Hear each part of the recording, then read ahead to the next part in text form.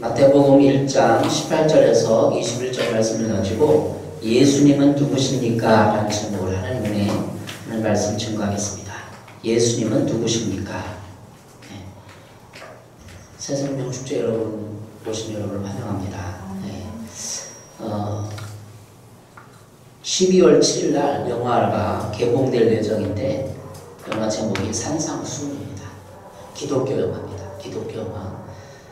볼만하겠죠. 12월 7일이니까 우리 같이 가서 봤으면 좋겠습니다. 근데 이 분을 감독이 누구냐면 스님입니다. 스님이 기독교 영화를 만들었어요. 산상수훈. 이분이 대해 유영희 감독님인데 그가 단편 영화를 90편 정도 만들어서 해외에 이렇게 영화 보급을 했다고 합니다. 이번에 기독교 영화를 동행하고 인터뷰를 했는데 왜 이렇게 성경에 나온 그런 걸로 이렇게 영화를 만들었습니까? 기자가 인터뷰를 했을 때 진리에 대한 답을 주는 영화입니다. 진리를 얻기 위해서 사람들에게 진리를 소개하기 위해서 이렇게 영화를 만들었다고 합니다. 스님이 기독교 영화를 만들어 성경적인 걸 만들어서 참 이상하기도 한데 어떻게 보면 불교는 철학에 가까워요. 종교보다도 종교가 아니라는 게 아니라 철학적인 사유가 굉장히 깊은 게 불교인데 그래서 스님도 기독교 산상수 예수님 말씀하신 상상수를 연구하고 묵상하고 한다는 거죠. 어쨌든 볼만한 영화 같아요. 여러분 예수님은 누굴까? 스님도 기독교를 연구하는데 성경을 연구하는데 우리가 성경을 읽고 예수님은 누군가 요즘엔 다 종교하면 다 상식선에서 알고 있어. 그러나 오늘 제가 여러분 나누라는 것은 자, 예수님은 누구신가? 기독교에서 말하는 예수님은 누구고 또 치유적인 관점으로 예수님은 누군가 여러분과 접근해 보도록 하겠습니다. 오늘 성경 읽은 부분에 예수님이 이 땅에 오셔서 가장 큰 일, 다른 종교와 불교에 다른 딱 한 일이 있는데 죄를 해결해 주신 분입니다. 마태복음 1장 21절 마리아가 아들을 낳으니 이는 그 이름을 예수라고 하여라. 그가 자기 백성을 그들의 죄에서 구원하실 것이라. 이렇게 천사가 알려줬던 거죠. 마리아에게. 마리아는 예수님의 어머니고 네가 네 아기를 낳으면 그 아기가 이 다음에 모든 백성의 죄를 구원할 거다고 알려준 거예요. 여러분 천사도 지금 있는지 없는지 하지만 죄 문제에 대해서 기독교에서 예수님 통해서 다루게 됩니다.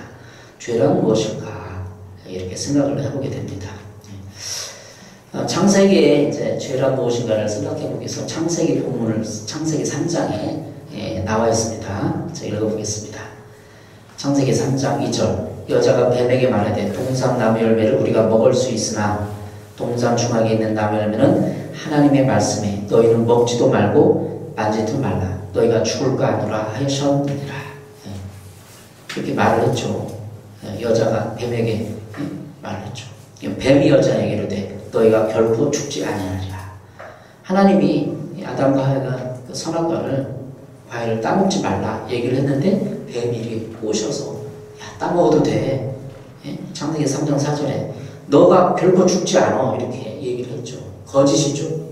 먹으면 하나님 죽는다고 했는데 따먹으니까 어떻게 되겠어요? 죽게 되는 거죠. 창세기 3장 5절 너희가 그것을 먹는 날에는 너희 밝아져 하나님과 같이 되어 선악을 알 줄 하나님이 아심이니라. 유혹을 한 거죠. 너희 눈이 밝아져가지고 하나님같이 된다. 하나님같이 돼서 선악을 알게 된다. 그러니까 하와가 야 진짜 그럴까 생각을 하게 되고 자기도 먼저 선악을 따먹고 자기 아내 남편에게 준 거죠. 따먹으라고 괜찮다고. 그래서 따먹은 거죠. 근데 이 뱀이 꼬신 뱀이 속성이 마귀의 속성인데 마귀를 등에 업고 있는 거죠. 유혹하는 거예요. 너희 눈이 밝아져 하나님같이 된다. 여기에는 하나님 같이 되어서 내가 하나님과 동등으로 살 수 있는 유혹이 있는 거죠. 그때까지의 삶은 하나님이 기준이었어요. 하나님이 기준이기 때문에 동산에서 다 하나님의 기준으로, 하나님의 마음으로, 하나님의 생각으로 다 행하고 생각하고 살아가는 건데, 이제는 선악을 안다는 건 뭐냐면 내가 기준이 되는 거죠. 내가 생각하고 판단해서 선과 악을 구별할 수 있는 그게 생긴다는 거예요. 다시 말하면 내가 내 오주의 중심에 대해서 선과 악을 판단한다는 거죠. 이게 하나님 보시기 때는 죄가 되는 거예요. 우리가 기독교에서 저도 유튜브나 이런 데서 스님들이 강의하는 걸 이렇게 몇 번 들어봤어요. 근데 스님들이 강의할 때 성경 내용을 잘 풀어서 얘기를 해주더라고요. 참 놀랐어요. 어떻게 스님이 성경을 알까? 심지어는 막 2, 300명 강의를 하고 그런 걸 법회를 하고 있는데 기독교인이 딱 일어나서 질문을 하는 거예요. 근데 막 성경을 막 얘기를 해주니까 놀랐어요. 저도. 야, 근데 그 스님의 말씀이 다 세우고 너무 성경 말씀에 지당한 말씀인데 구원에 대해서, 죄에 대해서 얘기를 못하더라고요. 구원에 대해서. 그 스님들도 성경을 연구하고 상식적인 선에서 연구를 하고 알 수 있어. 근데 구원이 뭔가? 구원은 하나님이 중심이었는데 내가 선악과를 따먹으로 말하고 기준이 내가 된 거예요. 내가 선악을 판단하는 게 이게 죄예요. 그 스님들도 다 판단해. 성경의 진리를 이해하고 논하고 다 사람들을 위로해주고 권면해주고. 그런데 그 스님도 결국에는 죄송하지만 그분이 선과 악을 판단하는 기준이 그분 안에 서 있는 거죠. 그래서 죄의 가장 그거는 선악과를 따먹었다는 그 죄가 아니라 거기에는 뭐가 있냐면 하나님을 무시하고 하나님의 기준을 없애버리고 내가 그 기준에 올라가서 내가 사람들을 판단하고 세상과 우주를 논하고 하나님 어째저째 주위 사람 어째, 이게 죄의 절대적인 궁극적인 기본이 된다는 것입니다. 자기 중심적이라는 거예요. 선악과를 따먹기 전에 하나님 중심이었는데 따먹고 난 이후에 마음에 그 죄성, 불편, 성품에 내 중심이 들어와서 내가 생각하고 내가 말하고 내 인생의 모든 우주의 주인이 내가 되어서 하나님을 바라보게, 신을 바라보게 된다는 것입니다. 그것이 종교죠. 내가 중심이 되어 신을 찾고 신을 바라보는 것이 종교라는 거죠. 근데 기독교는 절대로 그게 아닙니다. 나의 기준을 내려놓고 나는 타락했다, 나는 죄이다 인정하는 게 기독교예요. 그러면 사람들이 선악과를 따먹고 어떻게 되느냐? 창세기 3장 6절, 7절, 8절에 계속 나와 있는데요. 여자가 그 나무를 본즉 먹음직도 하고 부함직도 하고 지혜로 닮아도 탐스럽기도 한 나무인지라 여자가 그 열을 따먹고 자기 함께 있는 남편에게도 주매 그도 먹은지라. 남편을 욕해서 남편도 먹었어요. 그러니까 한 가정이 다 죄가 들어와서 그들이 자기 중심적으로 살게 되고 하나님을 버렸다는 거죠. 하나님을 버렸어요. 그때 그들의 마음에 찾아온 것은 뭘까요? 창세기 3장 10절 이르되 내가 동산에서 하나님의 소리를 듣고 내가 벗었으므로 두려하여 숨었나이다. 자기들이 이제 딱 선악과를 따먹으면 벗은 것을 알게 돼가지고 너무 부끄러운 거예요. 바로 남편도 있고 여자도 있고 부끄럽고 하나님에 대해서 부끄럽고 불안하고 두려운 거죠. 그래서 두려워하여 숨었어요. 두려움. 죄의 속성은 두려움이에요. 그래서 인간에게 찾아온 하나님 이미 징계하지도 않고 벌하지도 않았는데 자기들 마음속에 수치심이 찾아오고 부끄러움이 찾아오고 두려움이 찾아왔어요. 두려웠기 때문에 피하고 하나님 두려워 감추는 거죠.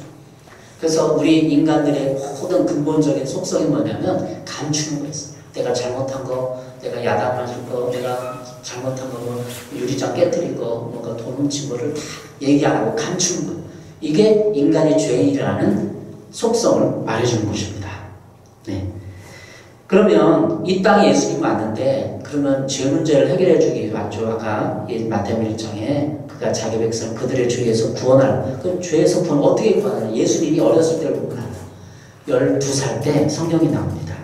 누가복음 2장 41절에서 51절, 52절에 나오는데 성전에서 예수가 나와요. 누가복음 2장 48절부터 쭉 읽어보겠습니다. 그의 부모가 보고 놀라며 그 어머니는 이르되 아이야 어찌하여 우리에게 이렇게 하였느냐 보라 네 아버지와 내가 근심하는 너를 찾아노라. 예수님이 12살 때였어요. 갑자기 없어진 거예요. 성전에서 부모님 찾았어요. 물었던 거죠.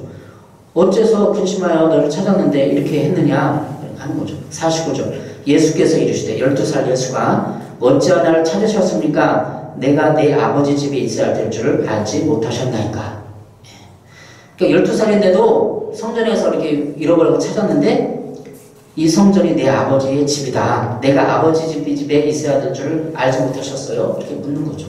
화도 내지 않고 자연스럽게 아버지한테 따지지도 않고 그냥 자연스럽게 내 아버지 집에 있어야 할 줄 모르셨어요? 아버지 집이라는 거예요. 그러니까 예수님 12살 때 온 우주의 만물의 창조주 신의 개념이 아니라 자기 아버지로 이미 인식했고 자기 사명을 인식했다는 거죠. 우리가 죄를 어떻게 이길 수 있고 제물하면 하나님 신적인 그 존재를 나의 아버지로 입양되거나 인식하거나 아버지로 되면 우리가 죄 문제를 해결해지는 거죠. 그 부모가 그가 하신 말씀을 깨달지 못하더라. 예수께서 함께 데려가서 나사렛으로 순종하여 받으신 어머니는 이 모든 말을 마음에 드리라. 예수 누구냐한테 12살 때 이랬다는 거예요. 그 예수님 그 누가복음 2장 50절에 예수는 지혜와 키가 더욱 자라가며 하나님과 사람 앞에 더욱 사랑스러워 가시더라. 예수님은 죄가 없잖아요. 근데 죄가 없는 하나님의 아들이신 예수님이 수치심과 부끄러움과 두려움이 있다는 거예요. 당당하고 자신감 있고. 우리 아들 7살인데 애를 키워보면 너무나 아들이 죄인이라는 것도 깨닫지만 나도 죄인이라는 걸 깨달아요. 말 안 듣고 막 하면 열받는 거죠. 화가 나고. 근데 예수님이 12살 때 어땠냐면 모든 사람 앞에 이 학자들, 성전에서 학자들과 토론하고 예수님께서 나누는 부끄러움이 있었어요. 어른들한테 대들고 따지고 부끄럽고 인사도 못하고 그런 게 있어요.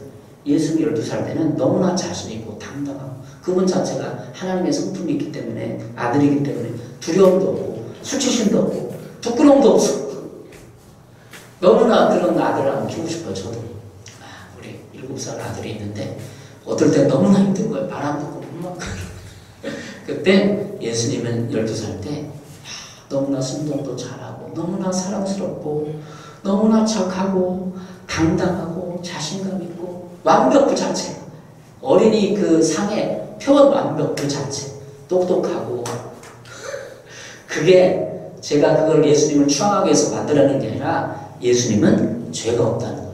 죄가 없으니까 그 마음에 부끄러움과 수치심과 불안과 두려움이기 때문에 어떤 사람 앞에서든지 평안하고 자신감 넘치고 순종적이고 온유하고 그 모습이라는 거죠. 그분이 예수님이에요. 예. 여러분 이제 아들 키워보고 하겠지만 완벽에 갖고 아이들 저도 그런 아이들을 키우고 싶어요. 예수님의 어머니 요셉이 얼마나 기뻐했을까 아들을 키우면서. 오늘 전하는 그런 학자들은 그러면 아들이 그 밑에 또 있었다고 그러잖아요.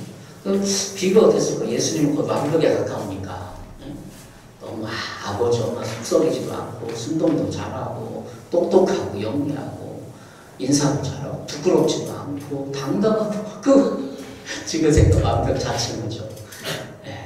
예수님이 이렇게 어렸을 때부터 그렇게 꼭 성장해서 성인이 돼서 과연 어떤 모습이었을까? 예수님이 요한복음에 이런 게 있어요. 나는 이렇다 얘기하고 있어요. 이걸 에고엠이라고 6대 선언이라고 하는데 나는 이런 사람이야. 요한복음이 이렇게 선언을 했어요. 그것 중에 3가지를 소개해 봅니다. 요한복음 6장 35절에 예수께서 이르시되 나는 생명의 떡이니 내게 오는 자는 결코 줄이지 아니할 터이요 나를 믿는 자는 영원히 목마르지 아니하리라. 네. 예수님이 다 장성해서 공생에 30살 공생할 때 사람들에게 모든 인류에게 메시지를 나는 생명의 떡이다. 내 살은 참된 양식이요 내 피는 참된 음료다. 예수님을 생명의 떡이니까 먹어서 배고프지 않게 하라는 거죠. 요한복음 6장 56절 내 살을 먹고 내 피를 마시는 자는 내 안에 거하고 나도 그 안에 거하나니 이렇게 기록하고 있습니다. 그러니까 예수님이 십자가에서 죄와 모든 것을 십자가로 승리하시고 우리들에게 양식을 주셨는데 예수님은 피와 살을 주셨어요. 우리 그것을 먹고 또 우리 마음과 정신에 내면화하면 예수님의 살을 먹기 위해서 우리가 식인적이 그렇진 않잖아요. 우리 마음에 우리 영혼에 예수님의 그 정신과 마음과 희생과 모든 가르침들을 내면화하는 거죠. 살과 피를 먹으라는 것은 내면화하는 거예요. 그러면 내 피를 마시는 자는 내 안에 거하고 나도 그 안에 거하나니. 거한다는 거죠. 그 거한다는 건 함께 산다는 거예요. 그러니까 예수님의 사상과 생각과 그 사랑과 그 모든 것을 우리 마음과 생각에 사상 속에 내면했을 때 우리는 함께 예수님과 살아가게 되고, 그러면 어떻게 되느냐? 예수님의 그 창세기 3장에서 인간의 죄 문제를 쳤잖아요. 그리고 찾아온 건 두려움이잖아요. 그 두려움 문제를 해결할 수 있다는 거죠. 외로움의 문제, 두려움의 문제. 선악과를 따먹고 어떻게 됐죠? 왜 그랬냐 보니까 핑계 대는 거죠. 하와 때문에, 하와가 따먹으라 해서 따먹었어요. 핑계를 대는 거죠. 하와 너 왜 그랬냐? 뱀이 먹으라 해서 먹었어요. 이 핑계 대고 책임 전가. 이거를 예수님 안에 거하면, 예수님의 사상과 생각에 거하면 이 두려움의 문제, 외로움 문제, 책임 전가 문제가 해결된다는 거예요. 그래서 가정에서 우리 내가 죄인인 걸 어떻게 깨달으냐면 아내를 탓하는 거예요. 남편을 탓하는 거예요. 네가 돈 못 벌어오니까 내가 이렇게 불안한 거야. 이 속성이 죄가 있다는 거예요. 네가 좀 잘나고 가정을 살림 잘하면 우리도 막 아파트 자고 잘 살고 있잖아. 자기한테 책임 안 들고 자꾸 아내에게, 남편에게. 이게 죄. 이게 선악과를 따먹고 바로 그 마음에 그게 드는 거예요. 자기 중물성이라는 것은 그게 죄라는 거죠. 아빠가 안 해줘서 그렇지, 대통령이 정신 잘못했으니까 그렇지, 자기 잘못은 생각 안 해보고 자꾸 책임을 돌리는 거예요. 그래서 자기를 지켜내는 거예요. 자기를 지켜낸다는 거는 내가 내 우주의 중심이 돼서 나는 지키고 다른 사람은 책임을 돌리는, 이게 죄성이고 죄의 근본적인 속성이라는 거죠. 예수님 살과 피를 먹으면 이 책임적 문제, 두려움 문제를 해결할 수 있어. 예수님 내 안의 중심이기 때문에 나는 예수님 앞에 인정하면 이 두렵고 불안하고 외로움의 문제를 해결할 수 있다는 거죠. 이게 진리. 스님들이 과연 이런 진리를 알지 모르겠어요. 성경은 아는데 내가 우주의 중심인 나라, 내 의자에서 하나님이 중심을 올려놓고 나는 그 하나님의 기준과 하나님의 잣대로 내 삶을 살아가고, 아내에게 책임전가하는 게 아니라 하나님의 아내를 어떻게 볼까? 그러면 불쌍해지는 거예요.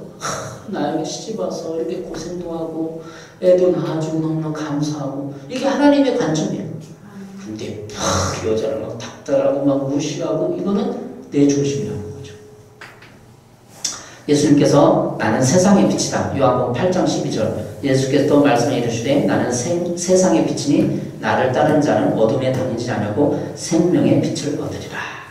제가 지금 장악이 드러났지만 그게 어둠이에요. 책임 전가하는 거, 남을 탓하는 거, 대통령을 탓하고 그러는 거. 때로는 나도 내가 잘못한 거 없으니까 나를 탓하고 자책감에 빠져요. 실패감에 빠지고, 그래서 낙심하고 죽고 싶고 자살하고 싶고, 이게 어둠이에요. 이게 그 어둠을 나는 세상의 빛이다. 예수님 오셔서 빛으로 우리를 밝혀주시고 힘내. 예? 실패해서 일어나봐. 그래, 예수 믿는 사람은 그래도 실패해도 자살하고 싶은 마음을 이길 수 있는 거예요. 이혼해서도 뭔가 힘들어도, 내가 실패했어도 예수님이 자꾸 빛을 비춰주니까 힘내. 너는 경계한 존재야. 너는 하나님의 자녀야. 이게 빛을 비추는 거예요. 다른 빛을 막 라이트 막 500W짜리 비춰주겠어요. 이게 빛이라는 거예요. 실패하고 낙심하고 죽고 싶은데, 야, 힘내. 다시 해봐. 이게 빛이라는 거죠. 얼마나 힘이 나요. 예수님의 이 땅에 와서 3가지 사역을 했는데, 예수님은 마태복음 9장 35절에 예수께서 모든 도시와 마을에 두루 다니며 그들의 회당에서 가르치시며 천국 복음을 전파하시며 모든 병과 모든 약한 것을 고치시니라. 예수님이 회당에서 사람들에게 가르쳤어요. 복음과 진리를 가르치고 전파했다는 것은 또 복음을 선포했다는 거죠. 복음을 전한다는 거죠. 그리고 모든 약한 것을 고치시는 치유사역. 예수님의 3대 사역은 설교사역, 그렇죠? 또 가르치는 교육사역, 그리고 치유 힐링사역. 우리 교회가 치유사역을 부름받았어요. 치유. 이 치유는 병도 고치는 거지만 마음도 치유하는 거예요. 내적 치유.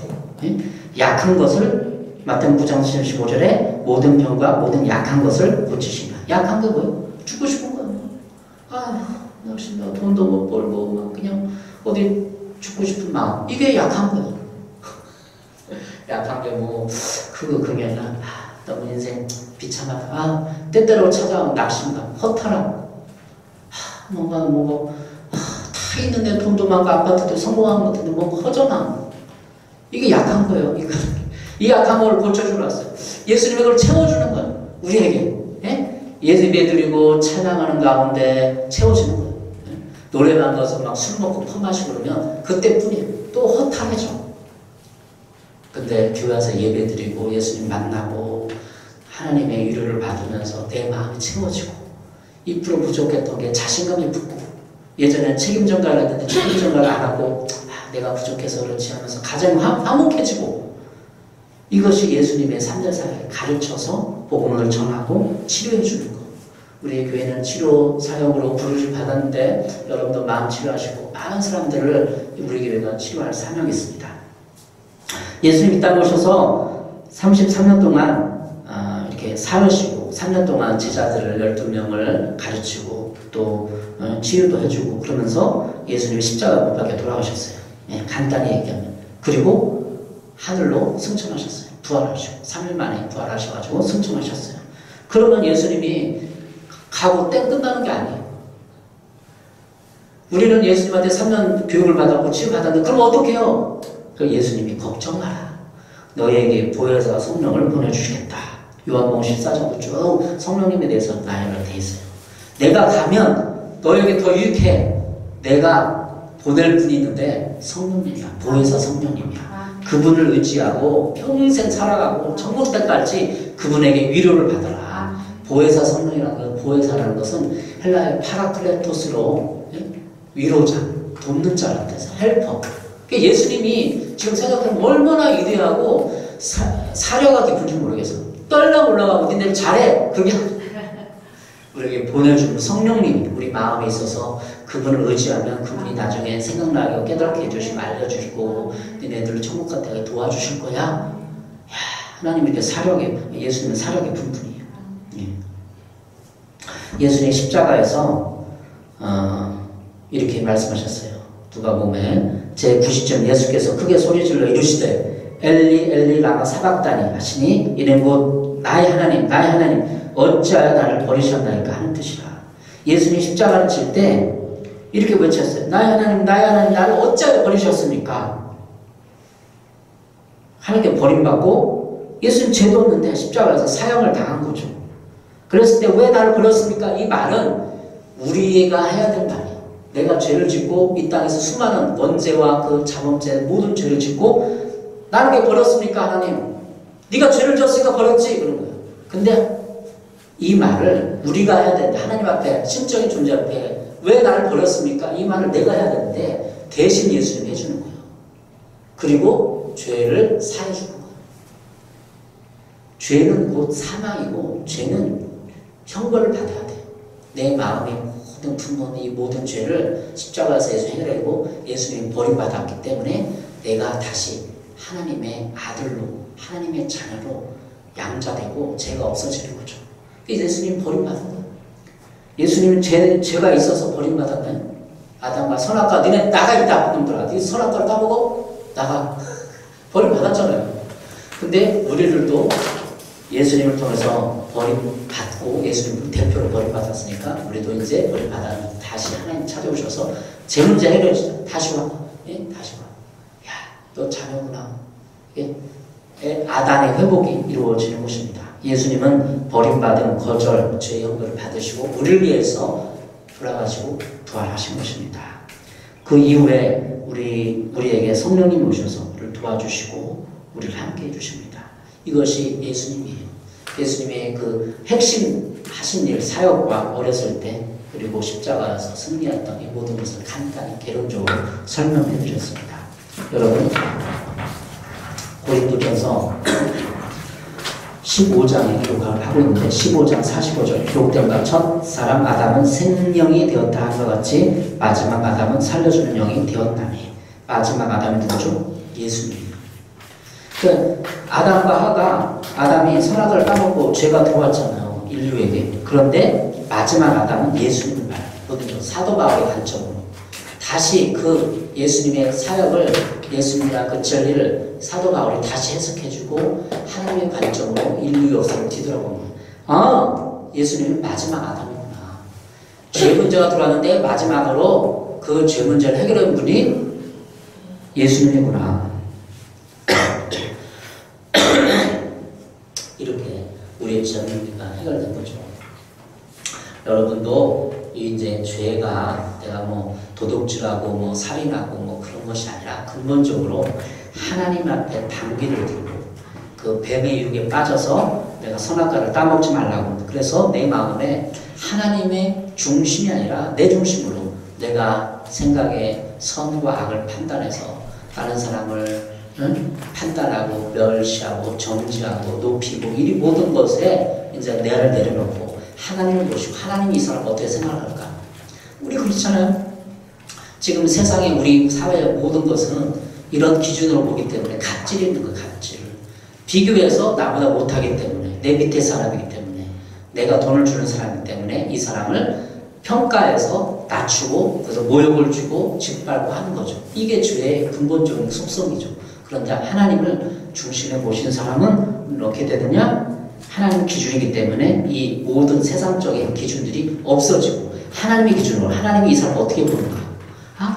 내가 월급 주고 부려먹을 수 있는 사람이지만 하나님의 귀한 사람이구나. 하나님의 형상이 담은 사람이구나. 그래서 존중해주고 이해해주고 친구처럼 대해주고 평등하게 대하고, 이것이 죄를 허문 사람들의 마음 자세예요. 그러니까 기독교인들이 사회에 나가서 이런 생각과 마음으로 모든 사람들을 대하고 정치를 하고 국회의원이 되고 연예계 어떤 부패한 곳에 나가서 활동을 해야 돼요.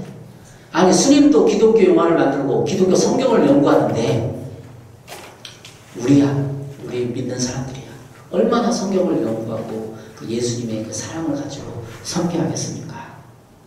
하나님 우리를 사랑하셔서 그렇게 하신 거예요. 요한복음 3:16절에 하나님이 세상을 이처럼 사랑하사 독생자를 주셨으니 이는 그를 믿는 자마다 멸망하지 않고 영생을 얻게 하려 하십니다. 저는 축복합니다. 이 자리를 위해서 그 스님도 영생을 얻었으면 좋겠어요. 예수님 믿고 제 문제를 해결하고 그냥 기독교의 진리를 아는 것이 아니라 진짜 예수님을 영접해서 구원받았으면 좋겠다는 생각을 갖습니다. 여러분도 우리에게 오시고 환영하고 우리에게 사는 것은 죄 문제를 해결하고 여러분의 중심에 이 마음에 예수님을 중심으로 모시고 상처 또 이 모든 것들 두려움, 불안 이건 뭐든지 내가 내 자신이 내 마음의 중심이기 때문에 불안한 거 기준이었기 때문에 어떻게 될지 모르기 때문에 하나님이 주인을 모시고 여러분도 살아가는 귀한 하나님의 자녀들 되시기 바랍니다. 기도하겠습니다.